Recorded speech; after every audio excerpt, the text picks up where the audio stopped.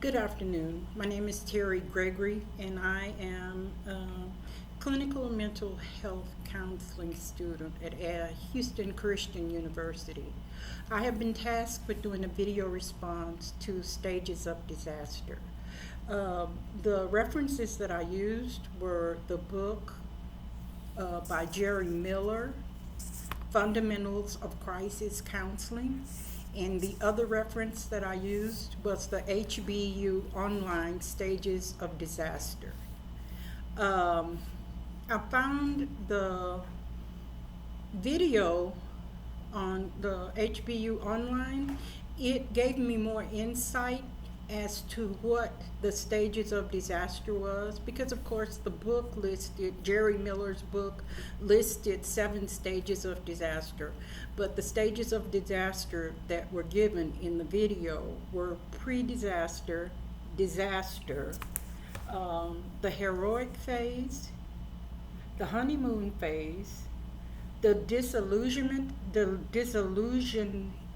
phase, and the reconstruction phase.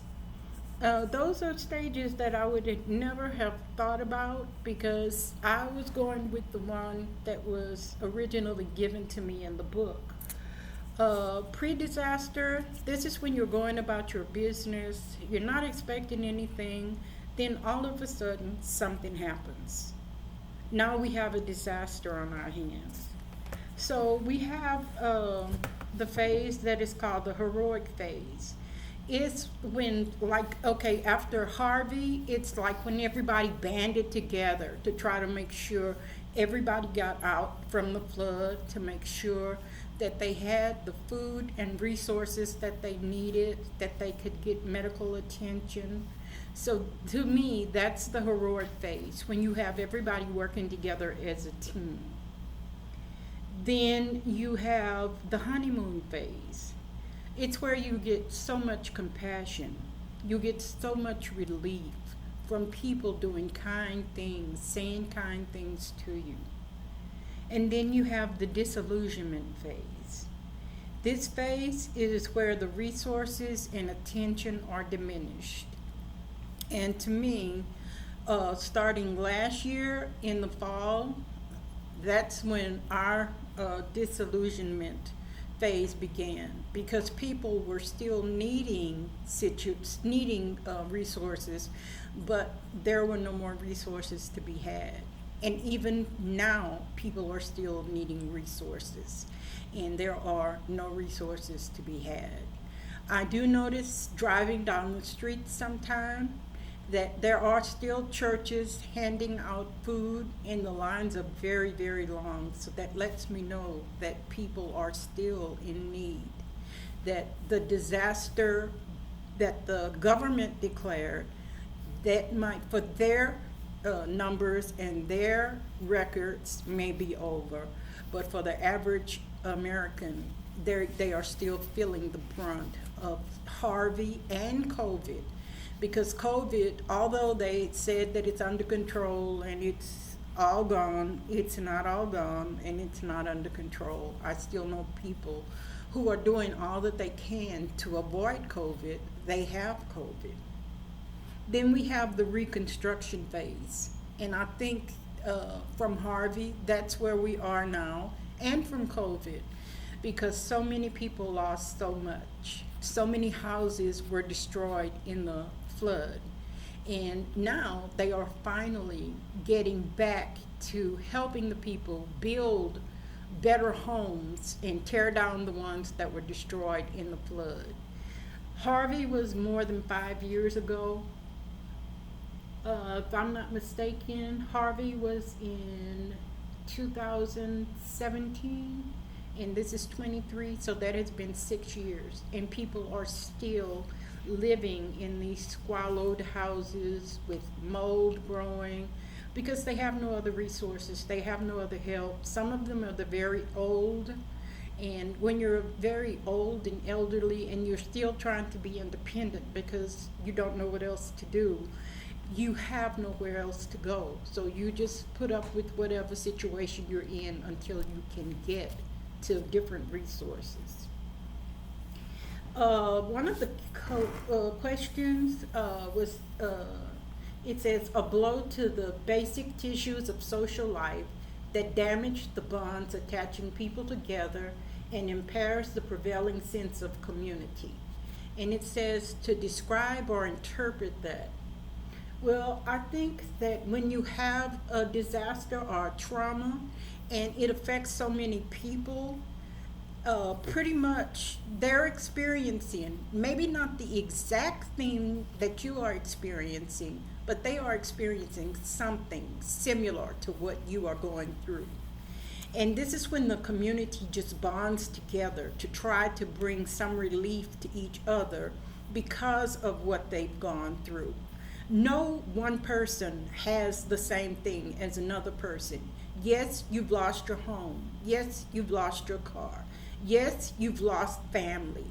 But still, your feelings, your emotions are different from from your fellow American. It's different from your fellow neighbor because everybody experiences things in a different way. And trauma is very devastating. And it takes a while for these things to clear up, if they ever clear up. And when you're in trauma for so long, like some of the elderly people that I have spoken to personally, they have told me whenever they see rain, they are frightened to death that it's going to rain a whole lot.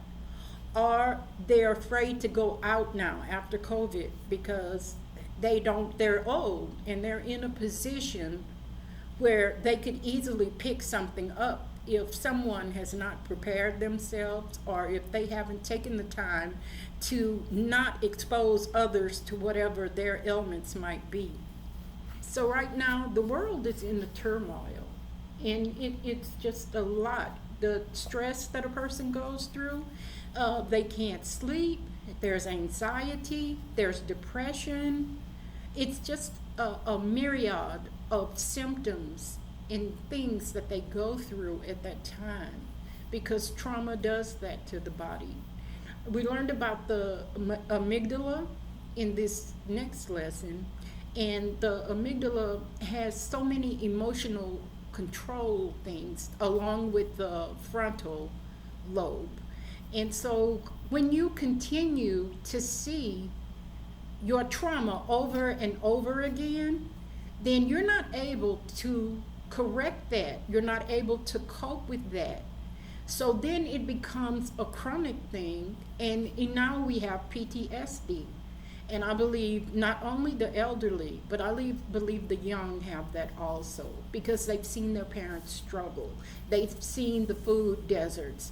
So they've gone through a lot themselves. Now they have to go back to school, and now they have to do other things that they probably don't want to do because they've heard for so long now, you have to be careful, you have to wear your mask, you have to do that. So now, not a whole lot has changed, but they are free to not wear masks. They are free to just go here, there, and everywhere. So I'm sure there's some confusion there also.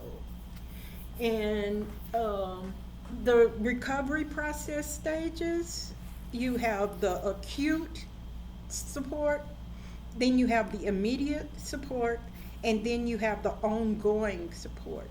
And what that means is you want to, with the acute, you want to try to alleviate as much distress in the client as you can. In the intermediate, you have formed a therapeutic relationship, and you need to focus on what the client needs to cope with.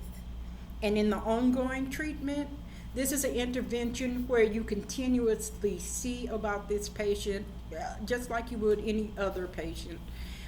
You make sure they have the resources they need, or if they don't, try and help refer them to someone that can be of assistance to them. Again, I used Jerry Miller for one reference, and I used the online tapes, the HBU online Stages of Disaster as my references. Thank you for watching, and have a good evening.